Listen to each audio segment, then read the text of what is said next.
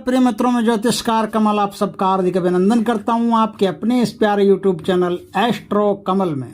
दोस्तों, हमारे एक यूट्यूब के व्यूवर है दिनेश जी करके, काफी दिनों से पीछे पड़े हुए हैं कि गजलक्ष्मी की साधना। तो मैंने कहा यार बहुत साधना आजकल तो थोक में चलती है, यूट्यूब पर कहीं से भी ले लो, क्या फर्क पड़ता है। लेकिन नहीं, बोले कि आप ही दो तो होगा। तो मैं जब साधना दे रहा हूं तो भैया साधना तो एकदम वीडियो पर बने रहना पड़ेगा आपको आखिर तक। और ये एक ऐसी साधना है जो कंगाल से कंगाल आदमी को सड़क से उठा करके और कहाँ पहुंचा दे, ये वो कल्पना भी नहीं कर सकता। यदि इस गजलक्ष्मी की साधना आपने कर ली तो वो आदमी अपने जीवन में इतनी ऊंची प्रगति करता है जितनी उसने कभी सोची भी नहीं होगी। गजलक्ष्मी साधना का अर्थ होता है कि जो आदमी इस साधना को करता है ना, वो आदमी हमेशा खुश, आनंदित, मस्त, मगन रहना चाहिए। वही आदमी गजलक्ष्मी की साधना कर सकता है। जो पहले से थोबड़ा जिसका उतरा हुआ है, 12 बजे हुए हैं चेहरे पर, वो गजलक्ष्मी की साधना नहीं कर सकता। गजलक्ष्मी उसके लिए नहीं। गजलक्ष्मी का अर्थ ये होता है कि जो इस साधना को करता है वो आदमी पहले से मस्त होना चाहिए, आनंदित होना चाहिए, खुश होना चाहिए, हर प्रकार की चिंताओं से मुक्त होना चाहिए, चिंता विंता उसको नहीं होनी चाहिए। ऐसे निष्फिकर व्यक्ति को गजलक्ष्मी की साधना बड़ी अच्छी प्रवृत्ति है, अच्छा काम करती है उसके लिए। आप भी यदि ऐसे आदमी है तो गजलक्ष्मी की साधना आपको जरूर करनी चाहिए। और ये साधना जिसने अपने जीवन में कर ली, उसके अंदर एक अलौकिक मस्ती अपने आप बढ़ती चली जाती है। वो आदमी बड़ा मस्त हो जाता है, बड़ा मस्ताना हो जाता है और उसके पास पैसे की कोई कमी नहीं रहती। आर्थिक स्तर पर उसकी स्थिति बहुत ऊंची हो जाती है।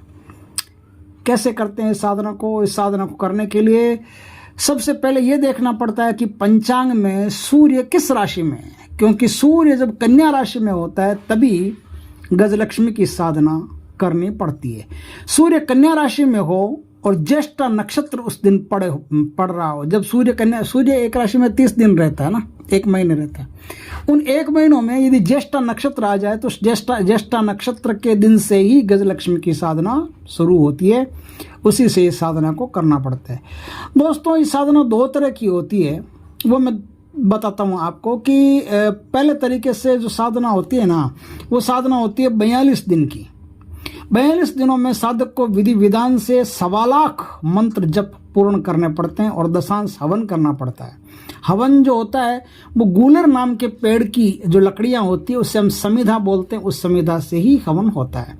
और दोस्तों, दूसरा जो इसका तरीका है वो व्रत पूर्वक करना पड़ता है। ये 16 दिन का तरीका होता है ना, 16 दिन में ये काम पूरा करना पड़ता है और 1.25 लाख जप 16 दिन में पूरे करने पड़ते हैं। उसके बाद दशांश हवन करना पड़ता है। ये जप जो होते हैं वो कमल गट्टे की माला से होते हैं, है ना। और सफेद रंग का आसन इसमें चाहिए, क्योंकि लक्ष्मी की पूजा में दूसरी में तो लाल रंग का आसन चाहिए, लेकिन गजलक्ष्मी की पूजा में सफेद रंग का आसन चाहिए। सफेद ऊन का आसन सबसे बढ़िया माना जाता है। पश्चिम दिशा में आप अपना मुख रख करके इस साधना को करेंगे। दोनों में से किसी भी तरीके का आप चाहे तो प्रयोग कर सकते हैं और इस साधना को संपन्न कर सकते हैं। दूध से बने प्रसाद या पदार्थ ही माता जी को चढ़ाने पड़ते हैं और इसमें गणेश और लक्ष्मी की संयुक्त मूर्ति और श्री यंत्र के साथ में इस पूजा को करना पड़ता है। यानी कि जो आप लक्ष्मी जी की मूर्ति लाओगे ना पूजा करने के लिए, वो मूर्ति गणेश जी के साथ होनी चाहिए, अटैच होनी चाहिए। तो गणेश लक्ष्मी की जो मूर्ति साथ में होती है उसी पर यह पूजा संपन्न आपकी होती है। पूजा का समय दोस्तों प्रभात होता है, अर्ली मॉर्निंग होता है। शुक्रवार अगर उस दिन पड़े तो सबसे बढ़िया रहता है। नहीं तो ज्येष्ठा नक्षत्र मैंने बताया 2 प्रकार की पूजा बताई, एक 16 दिन की होती है वो शुक्रवार से होगी और एक 42 दिन की होती है वो ज्येष्ठा नक्षत्र से होगी। आप कोई भी पूजा करें, शुक्रवार पड़ता है सुबह तो सबसे बढ़िया रहता है। तो शुक्रवार के दिन से ही ये साधना शुरू होती है। पूजा का समय प्रभात होता है। कमरे को एकदम साफ सुथरा करके लाल वस्त्र बाजोट पर बिछा करके उस पर उत्तर या पश्चिम की तरफ माता का यंत्र मूर्ति स्थापित करें। गणेश लक्ष्मी जी की विधिवत पूजा करावें। आप अगर नहीं जानते हैं तो कोई पंडित हो ना आपके आसपास, उसे बुला करके इस पूजा को करवाया जा सकता है ना। तो माता को कपूर मिला जल, चंदन, अगर, पंचामृत से स्नान आदि अभिषेक करवाना पड़ता है। फिर फूल, फल, वस्त्र, दक्षिणा, प्रदक्षिणा अर्पित करनी पड़ती है। फिर निवेदन और संकल्प करने पड़ते हैं, क्योंकि कोई भी काम सनातन धर्म में बिना संकल्प के नहीं होता। इस बात का आपको अच्छी तरह से ध्यान रखना चाहिए। तो ये पूजा भी संकल्प के साथ ही होगी। यदि संकल्प आपको नहीं आता है तो आप किसी पंडित से संकल्प की विधि पूछ सकते हैं, क्योंकि मैं बार बार बताऊंगा तो वीडियो बहुत लंबा हो जाएगा, हर वीडियो में तो बता नहीं सकता। तब संकल्प जो है वो किसी पंडित से, आसपास किसी कोई पंडित हो उसे बुला करके संकल्प पूजा वगैरह उससे पहले करवा लें। फिर ये तो हो गया आपका गाय का जो शुद्ध घी होता है ना, प्रार्थना करके गाय का जो शुद्ध घी होता है उसी का कोरा दीपक करना पड़ता है। मतलब जैसे दीपक ऐसा चाहिए जो पहले काम नहीं आया हो, और उसमें लाल कलावे की बत्ती से ये दीपक आपको करना पड़ता है। धूप करनी पड़ती है, बढ़िया धूप हो, मार्केट में कोई भी अच्छी धूप हो, गूगल की वगैरह कोई भी, तो बढ़िया धूप ला करके धूप करनी पड़ती है। गन्ना गणेश जी को अर्पण करना पड़ता है। इस साधना में हमेशा याद रखें कि गीला गन्ना हो, मस्त गन्ना हो, वो साधना के शुरुआत में ही गणेश जी को अर्पित करें।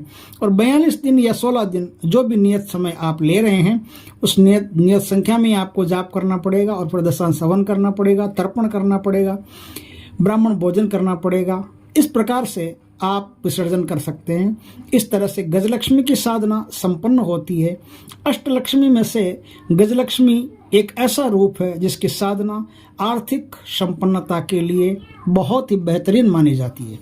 अब क्या बचा है दोस्तों, मंत्र बचा है। वो मैं मंत्र आपको देता हूँ। वो मंत्र आप दोनों ही पूजा में, वो एक ही मंत्र है जो काम में ले सकते हैं, लेना पड़ेगा, वही मंत्र है, और कोई मंत्र ही नहीं है गजलक्ष्मी का, तो उसी मंत्र का आप प्रयोग करें। मंत्र है ओम श्रीं ह्रीं क्लीं गजलक्ष्मे नमः।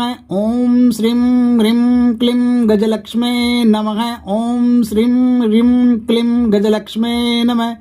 ये 3 बार मैंने बता दिया। इस प्रकार से आप पूजा करके अपनी आर्थिक स्थिति को सुदृढ़ करें और अपने जीवन में एक मस्ती, एक अलौकिक आनंद पैदा करें।